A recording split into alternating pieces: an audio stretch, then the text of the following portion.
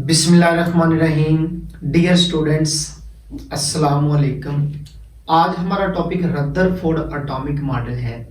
आज के लेक्चर में हम रदरफोर्ड के एक्सपेरिमेंट यानी एटॉमिक मॉडल के बारे में पढ़ेंगे कि रदरफोर्ड ने एटम के बारे में हमें क्या कॉन्सेप्ट दिया, और इस लेक्चर में हम ये भी देखेंगे कि इस मॉडल के अंदर क्या डिफेक्ट्स थे और आखिरकार ये जो मॉडल है क्यों रिजेक्ट हो गया, इसके रिजेक्ट होने की आखिरकार क्या वजह थी।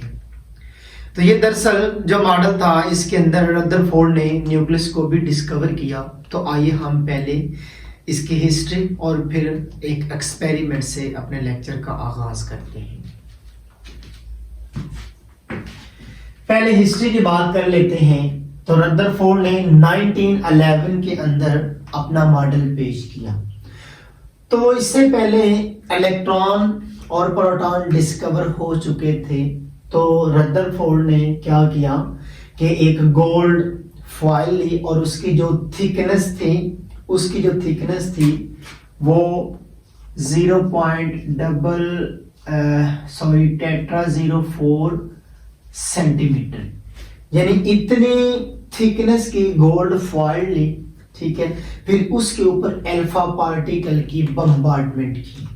अब देखें, अल्फा पार्टिकल का सोर्स है पोलोनियम मेटल। अब पोलोनियम मेटल क्या करती है, ये रेडियोएक्टिव होती है, अल्फा पार्टिकल को खारिज करती है, खारिज करके लेड ब्लॉक के अंदर कन्वर्ट हो जाती है। अच्छा जी, यहाँ पे अल्फा पार्टिकल्स हैं। इसने क्या ऑब्जर्व किया, जब अल्फा पार्टिकल इस गोल्ड फॉइल के ऊपर जाके सनस्ट्राइक करते थे तो इसने ऑब्जर्व किया कि ज्यादातर जो अल्फा पार्टिकल हैं वो इस फॉइल में से गुजर गए, और कुछ जो थे पार्टिकल वो थोड़े थोड़े एंगल पे, कुछ ज्यादा एंगल पे डिफ्लेक्ट हो गए, और कुछ जो थे वो बैक जो है वो डिफ्लेक्ट हो गए। मतलब कुछ सीधे गुजर गए, कुछ थोड़े से एंगल पे मुड़ गए, और कुछ पीछे की तरफ मुड़ गए। और आगे इसने फोटोग्राफिक प्लेट लगाई थी। ये पार्टिकल जैसे ही फोटोग्राफिक प्लेट के ऊपर जाके पड़ते थे तो वहां पे फ्लैशेस प्रोड्यूस होते थे।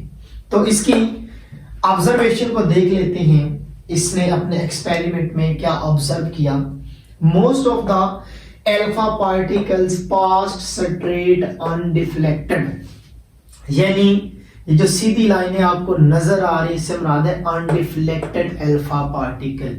यानी इसने एक्सपेरिमेंट में दरअसल ये ऑब्जर्व किया कि ज्यादातर अल्फा पार्टिकल स्ट्रेट फॉरवर्ड सीधे गुजर गए। दूसरी observation, some particles deflected fairly at large angles, यानी कुछ जो पार्टिकल थे वो थोड़े से ज्यादा एंगल के ऊपर डिफ्लेक्ट हो गए, यानी ये डिफ्लेक्ट हो गए, ये इधर ज्यादा एंगल के ऊपर डिफ्लेक्ट हो गए।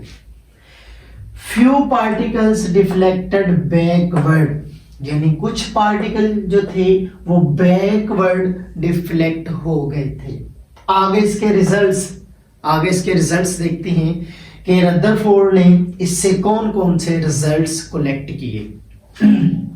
तो पहला रिजल्ट इसमें, most of the volume occupied by atom is empty. अब दरअसल रदरफोर्ड ने ये कहा कि ये जो अल्फा पार्टिकल्स हैं ये गोल्ड फॉइल में से ज्यादातर गुजर गए। तो इसने कहा कि अल्फा पार्टिकल का ज्यादातर इस फॉइल में से गुजर जाना इस बात की निशानदेही करता है कि एटम का ज्यादातर जो हिस्सा है वो क्या है जी, खाली है।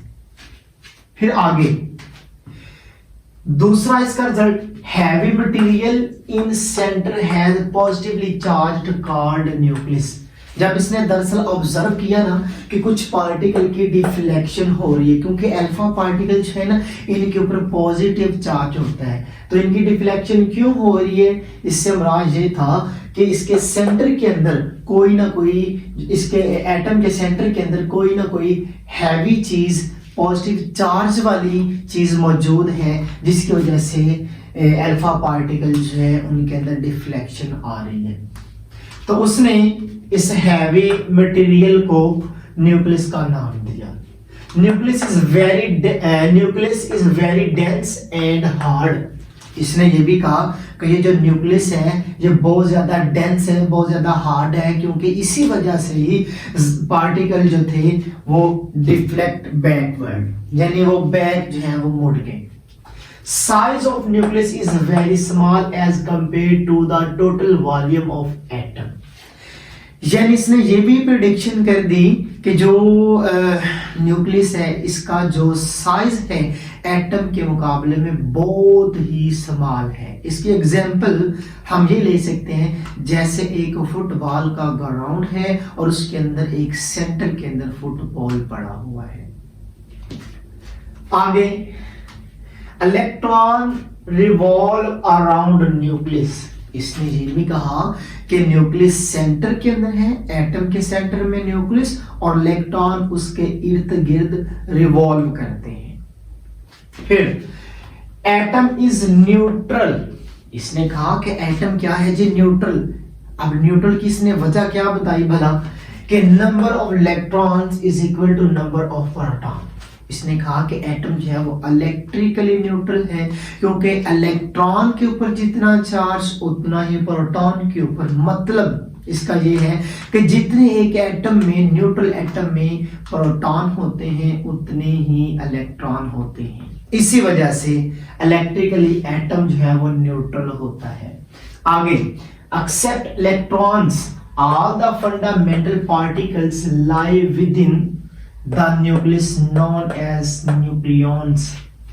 इसने कहा कि इलेक्ट्रॉन के अलावा बाकी जो प्रोटॉन और दूसरे जो पार्टिकल्स हैं वो न्यूक्लियस के अंदर पाए जाते हैं, तो इसने उन पार्टिकल्स को न्यूक्लियॉन्स का नाम दिया।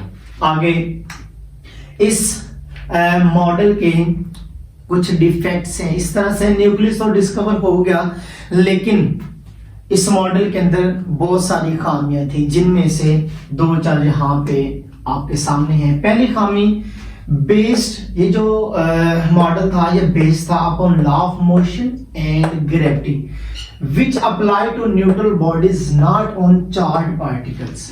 अब दरअसल इसका ये जो मॉडल था ये लॉ ऑफ ग्रेविटी और लॉ ऑफ मोशन की बेस के ऊपर था। अब याद रहे कि जो लॉ ऑफ मोशन और लॉ ऑफ ग्रेविटी हैं ये चार्ज पार्टिकल के ऊपर अप्लाई नहीं होते, ठीक है, क्योंकि एटम के अंदर प्रोटॉन और इलेक्ट्रॉन भी हैं, चार्ज पार्टिकल है। तो इसी वजह से ये जो मॉडल था ये रिजेक्ट हो गया, क्योंकि चार्ज पार्टिकल के ऊपर ये जो लॉज हैं ये अप्लाई नहीं होते। नेक्स्ट है, a revolving electron must emit energy continuously. इसने कहा कि एक इलेक्ट्रॉन जो है वो कंटिन्यूअसली एनर्जी खारिज करेगा। Electron will move in spiral path and will fall in the nucleus. The whole atom would collapse. आप देखें इसमें भला उसने क्या कहा, उसने कहा इलेक्ट्रॉन जो है वो न्यूक्लियस के गिर्द रिवॉल्व करेगा, यानी स्पाइरल यानी सर्कुलर, जैसे एक स्प्रिंग नमा है, ठीक है, यानी स्पाइरल यानी न्यूक्लियस की करीब होता जाएगा। यानी ये देखें इस तरह से इलेक्ट्रॉन मूव करता जाएगा और आखिरकार न्यूक्लियस के करीब चला जाएगा। जब करीब जाएगा तो तमाम का तमाम ये जो एटम है, ये सारे का सारा एटम है, ये कोलैप्स हो जाएगा, मतलब कि बिल्कुल जुड़ जाएगा, ठीक है। तो अगर ये एटम इस तरह से हो, जुड़ जाए, यानी इलेक्ट्रॉन न्यूक्लियस के बिल्कुल अंदर चले जाए, फिर तो एटम जो है उसका स्ट्रक्चर ही तबाह हो जाएगा, जो हकीकत के अंदर बात जहाँ मानने वाली नहीं है।